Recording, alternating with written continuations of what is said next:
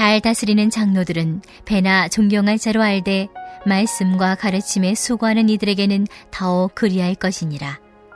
성경에 일렀으되 곡식을 밟아 떠는 소의 입에 망을 씌우지 말라 하였고 또 일꾼이 그 삭슬 받는 것은 마땅하다 하였느니라. 장로에 대한 고발은 두세 증인이 없으면 받지 말 것이요 범죄한 자들을 모든 사람 앞에서 꾸짖어 나머지 사람들로 두려워하게 하라. 하나님과 그리스도 예수와 택하심을 받은 천사들 앞에서 내가 엄히 명하노니 너는 편견이 없이 이것들을 지켜 아무 일도 불공평하게 하지 말며 아무에게나 경솔히 안수하지 말고 다른 사람의 죄에 간섭하지 말며 내 자신을 지켜 정결하게 하라. 이제부터는 물만 마시지 말고 내 위장과 자주 나는 병을 위하여는 포도주를 조금씩 쓰라. 어떤 사람들의 죄는 밝히 드러나 먼저 심판에 나아가고 어떤 사람들의 죄는 그 뒤를 따르나니 이와 같이 선행도 밝히 드러나고 그렇지 아니한 것도 숨길 수 없느니라.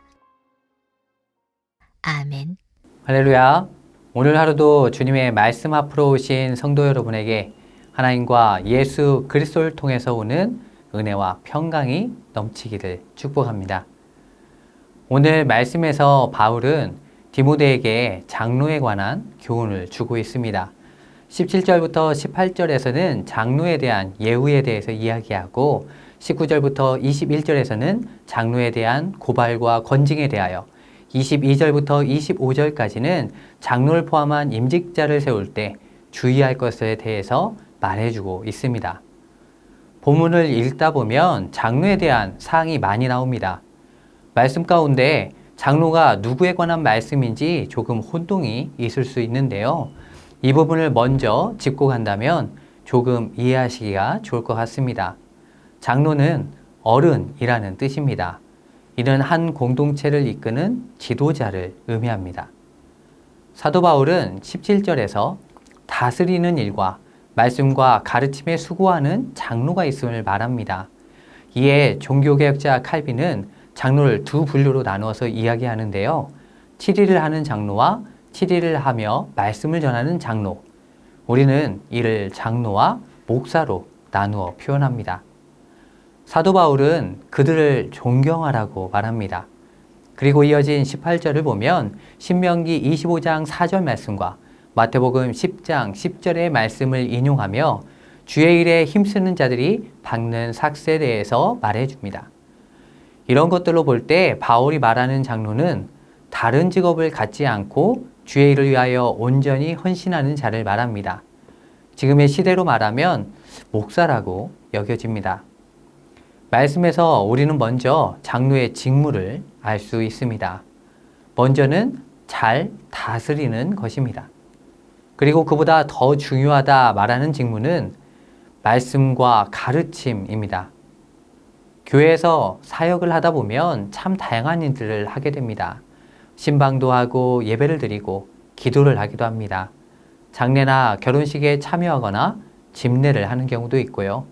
찬양을 인도할 때도 있습니다. 안내를 하기도 하고 때론 상담을 하기도 합니다.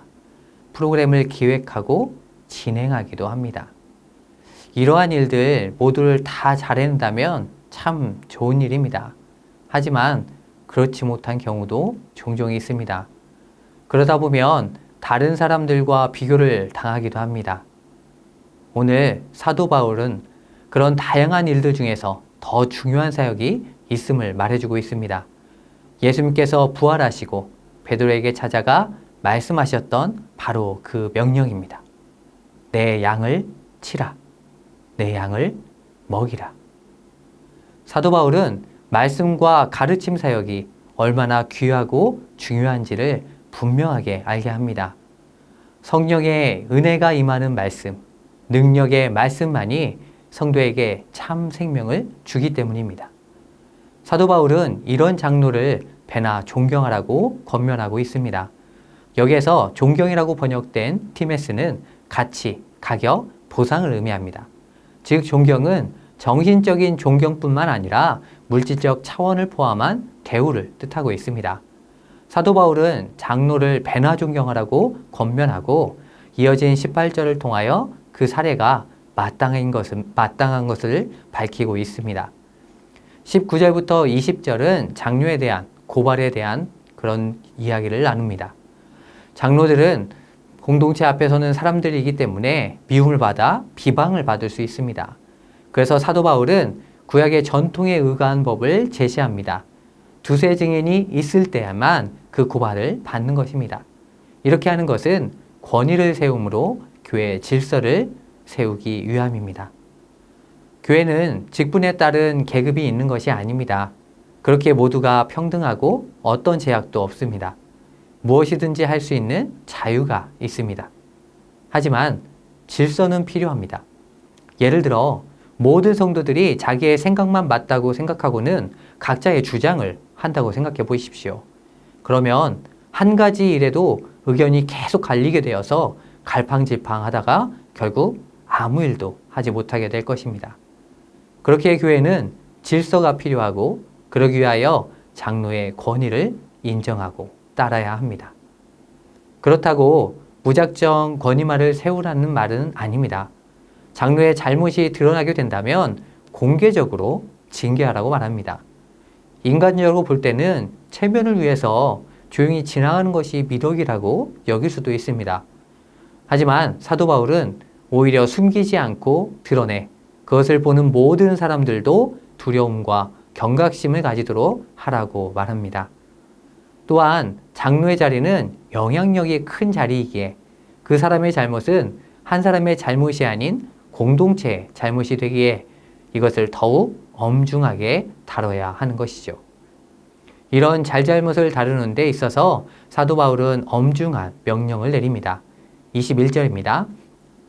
하나님과 그리스도 예수와 택하심을 받은 천사들 앞에서 내가 엄히 명하노니 너는 편견이 없이 이것들을 지켜 아무 일도 불공평하게 하지 말며.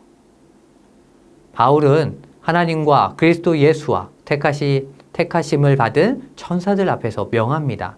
이러한 표현은 이제 명하는 것을 꼭 지켜야 한다라는 것을 뜻하고 있죠. 그 명령은 편견이 없이 불공평하지 않도록 이를 수행하는 것입니다. 편견은 바로 된 것도 잘못 보게 만듭니다. 또한 잘못된 것도 바르다고 여기게 됩니다. 이러한 편견은 결과를 정해놓게 되어 다른 모든 사실을 바르게 보지 못하게 합니다. 불공평은 친분이나 이해관계에 따라 다른 결과를 만듭니다. 잘못이 있다가 하더라도 친한 관계이거나 권력이 있거나 돈과 관련된 이해관계가 있다면 모른 척 눈 감아주는 경우가 이 사회에는 흔합니다. 하지만 주님의 몸된 교회는 달라야 합니다. 그 어느 누구라 할지라도 아무런 상관없이 공정하고 정확하게 일을 처리해야 합니다. 교회는 내 마음에 합한 것이 아니라 주님의 마음에 합한 것이 되어야 하기 때문에 그렇습니다. 오직 주님께서 명하신 법이 바로 서는 곳이 주님의 교회이기 때문입니다. 공정함과 공평한 자세에 대하여 권면한 바울은 22절에서 신중할 것을 권면합니다. 아무에게나 경솔히 안수하지 말고 다른 사람의 죄에 간섭하지 말며 내 자신을 지켜 정결하게 하라. 여기에서 언급하는 안수는 머리에 손을 얹고 하는 기도를 의미하는 게 아니라 임직을 위한 안수를 뜻합니다. 즉, 임직 받을 자들에 대한 자세 검증을 거쳐서 신중하게 세워야 된다는 말이죠. 그리고 여기에서 간섭하다라고 번역된 코이노네이는 함께 나누다, 책임을 함께 지다라는 뜻을 가지고 있습니다. 그렇기에 바울이 22절을 통해 말하고자 하는 것은 이것입니다. 자격도 되지 않는 사람에게 함부로 안수를 하게 된다면 그들이 범죄를 저지를 때 그것에 대한 책임을 함께 지게 된다는 것이죠. 그렇기에 이러한 책임을 지지 않도록 자신을 정결하게 지키라고 권면하고 있습니다.